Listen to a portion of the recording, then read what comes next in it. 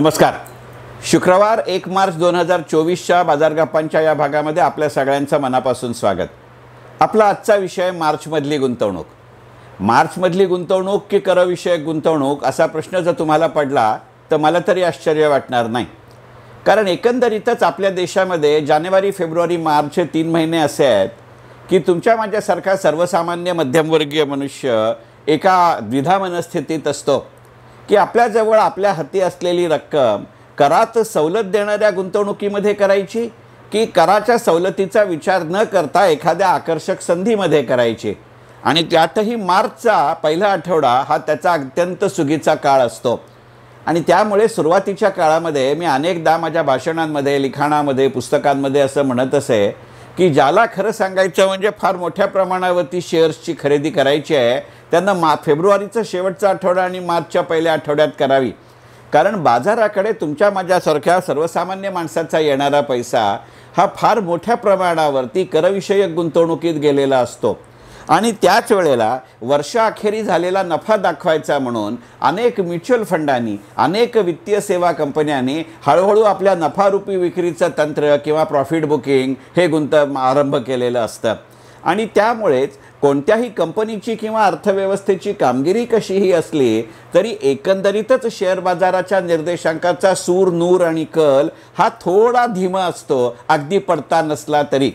आणि मग ही पार्श्वभूमी या ना त्या स्वरूपामध्ये मार्चमधल्या गुंतवणुकीला राहत असते. आणि म्हणून मी आजचा बाजार गप्पांचा विषय घेतला, मार्चमधली गुंतवणूक. पण यातला सगळ्यात महत्त्वाचा ट्रिगर किंवा चालना देणारा बिंदू म्हणजे करविषयक सवलती आणि त्या सवलती देणाऱ्या गुंतवणुका या असायचा. परंतु सध्या सुरू असलेल्या आर्थिक वर्षामध्ये आपल्या देशामध्ये नवीन आयकर रचना म्हणजे न्यू टॅक्स सिस्टम ही लागू झालेली आहे. आणि या न्यू टॅक्स सिस्टमचं मुळातलंच महत्त्वाचं वैशिष्ट्य असं आहे की आम्ही कोणत्याही प्रकारची करात सवलत देणार नाही असं सरकार सांगतं आणि त्याबद्दल आम्ही तुम्हाला कमी दरानं कर लावू असं सांगितलं जातं. आणि यंदाच्या सध्या सुरू असलेल्या आर्थिक वर्षापासून खरं सांगायचं म्हणजे अशी न्यू टॅक्स सिस्टम हीच आपल्याला सक्तीची झाली आहे. आपल्याला जी जुनी कर सवलत होती, जुनी कर प्रणाली होती ज्याच्यामध्ये आपल्याला आयकरामध्ये ATCCच्या अंतर्गत सवलत मिळत असे, 1.5 लाख रुपयापर्यंतच्या गुंतवणुकीवरती काही प्रमाणात करात सवलत मिळत असे, त्याच्यावरती 50,000 रुपये NPS मध्ये गुंतवल्याने सवलत मिळत असे, असा कोणताही प्रकार नवीन कर प्रणालीमध्ये नाही. जुन्या कर प्रणालीत असलेली एक वजावट ज्याला आपण स्टँडर्ड डिडक्शन असं म्हणतो ती फक्त आता नवीन कर प्रणालीत किंवा न्यू टॅक्स सिस्टममध्ये आहे.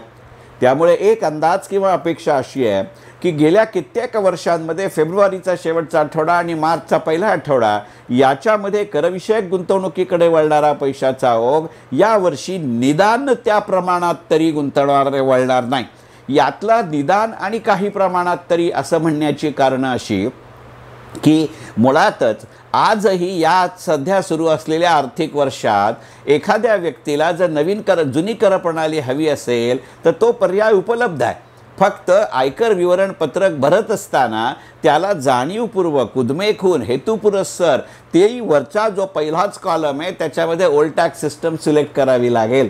आणि जी काही माझ्यासारखी माणसं असतील की ज्यांनी वर्षानुवर्ष ओल्ड टॅक्स सिस्टमने गुंतवणूक करात सवलत घेतली आहे त्याकरता ओल्ड टॅक्स सिस्टममधल्या अभिक्षित असलेल्या ATCCमध्ये समाविष्ट असलेल्या अशा साधनांमध्ये गुंतवणूक केली आहे त्या आमच्या गुंतवणुकीची कालमर्यादा, मॅच्युरिटी पिरियड अजून झालाच असेल अशातला भाग नाही.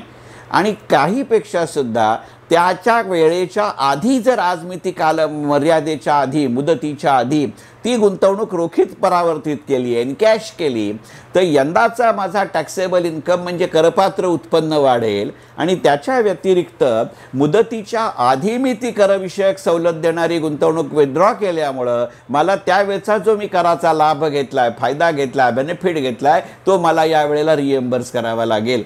त्यामुळे बहुतेक जण ओल्ड टॅक्स सिस्टम चालू ठेवून त्याच्यामधली गणितं करू शकतील. आता जर उदाहरणच द्यायचं झालं असेल तर जर मी समजा गेल्या वर्षी एखाद्या म्युच्युअल फंडच्या योजनेत जो टॅक्स सेव्हिंग प्लॅन आहे याच्यामध्ये जर पैसे गुंतवले असतील तर त्याच्यामध्ये मला 3 वर्षाचा लॉक इन पिरियड आहे.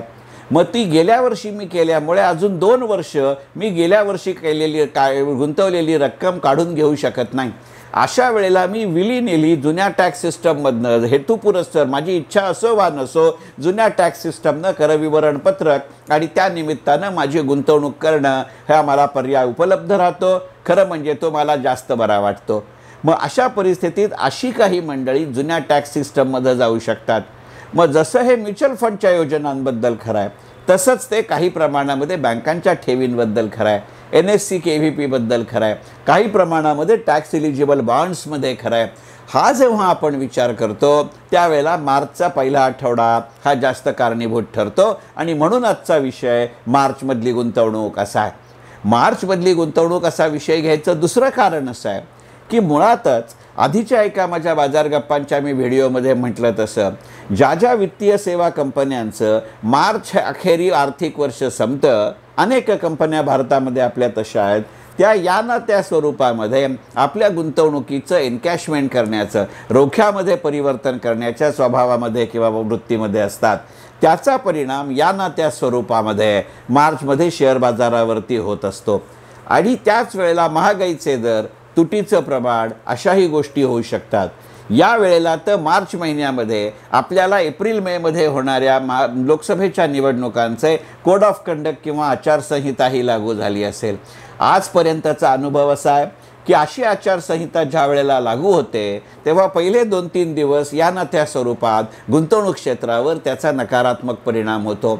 आणि मग ही जर आचारसंहिता मार्चमध्ये लागू होणार असेल तर मी म्हटलं तसं तो तात्पुरता का होईना पण परिणाम आपल्या शेअर बाजारावरती आणि पर्यायानं गुंतवणुकीच्या इतर साधनांवरती होऊ शकतो. याही दृष्टिकोनातनं मार्चमधली गुंतवणूक याचा विचार करावा लागतो. ही झाली वेगवेगळी कारणं. मग त्याच्यानुसार आपण कसं वागायचं असा जर मार्चमधल्या गुंतवणुकीचा विचार करायचा असेल तर मला स्वतःला असं वाटतं की कर सवलतीच्या पलीकडे जातही अनेक प्रकारची गुंतवणूक आपण करत असतो. अशा वेळेला जर मनामध्ये आपल्या असा काही विचार असेल की जसं आपण म्युच्युअल फंडच्या योजनेमध्ये एखादी SIP करतो तशा पद्धतीनं माझ्या स्वतंत्र बुद्धीनं दरवेळेला दर महिन्याला एका विशिष्ट रकमेचे मी शेअर्स घेत राहीन तर कदाचित मार्च हा महिना अशी सुरुवात करायला अत्यंत चांगला असतो. मग ज्या कंपन्यांच्या मूलभूत कामगिरीबद्दल फंडामेंटल्सबद्दल आपल्या मनामध्ये शंका नाहीत अशा कंपन्यांचे बाजारभाव या मगाशी सांगितलेल्या वेगवेगळ्या कारणांमुळे या ना त्या स्वरूपात, या ना त्या प्रमाणात, या ना त्या काळासाठी जर कमी झालेले असतील तर त्यांची थोडी थोडी का होईना पण एका शेअर्सची खरेदी करणं हे आपल्याला मार्चमध्ये सोयीचं जाऊ शकतं. याचबरोबरीनं एखाद्या म्युच्युअल फंडचा NAV आपल्याला हवा त्या प्रमाणामध्ये खालती आलेला असेल तर अगदी त्याच्यात नव्यानं SIP जरी सुरू केली नाही तरी फ्लोटर स्वरूपाची गुंतवणूक करता येते का, एका वेळेला रक्कम भरायची गणितं करता येतात का याचाही विचार करता येऊ शकतो. त्याचबरोबरीने आज मितीला आपल्याकडे ज्या ज्या वेगवेगळ्या कंपन्यांचे शेअर्स आहेत, ज्या ज्या वेगवेगळ्या म्युच्युअल फंडांच्या योजनांमध्ये आपण पैसे गुंतवलेले आहेत त्याची एक एकत्रित यादी करून नेमकी आपण घेतलेल्याची खरेदीची किंमत किंवा आज होल्ड करत असतानाची त्याची सरासरी किंमत याचा विचार किती आहे, याची किंमत किती आहे आणि आज मितीला त्याचं मूल्य किती आहे याची एक फेर तपासणी करणं, रिव्ह्यू करणं हे अत्यंत सोयीचं जाईल. अशाही अर्थानं मार्चमधली गुंतवणूक हा विचार करता येईल. मग काही वेळेला एखादा सुखद धक्का बसून जातो की एखाद्या शेअर्सनं, एखाद्या योजनेनं आपल्याला फार मोठ्या प्रमाणावरती निदान आपल्या अपेक्षेपेक्षा जास्त किंवा आपल्या अपेक्षित कालावधीच्या आधी जर काही विशिष्ट रेट ऑफ रिटर्न किंवा चांगला परतावा दिला असेल तर तो प्रॉफिट प्रत्यक्षात खिशात घालून जो एखादा मोठ्या व्हॅल्यूचा शेअर घेण्याचं स्वप्न आपण अनेक दिवस पाहिलेलं असतं तो जर आवाक्यात आला असेल तर काही प्रमाणामध्ये आपल्याजवळ असलेली गुंतवणूक योग्य रक्कम आणि काही प्रमाणामध्ये अशा पद्धतीनं अपेक्षित नफ्यानंतर मिळवलेली नफा विक्री रूपी नफ्याचं तंत्र आणि त्यातनं जमा झालेली रक्कम यातनंही त्या शेअर्सची खरेदी किंवा त्या म्युच्युअल फंडमधली फ्लोटर्सची खरेदी किंवा गुंतवणूक करण्यासाठी हा एक अत्यंत उपयुक्त असा काळ असतो. आणि म्हणून बाजार गप्पांचा आजचा विषय मार्चमधली गुंतवणूक. मनपूर्वक धन्यवाद.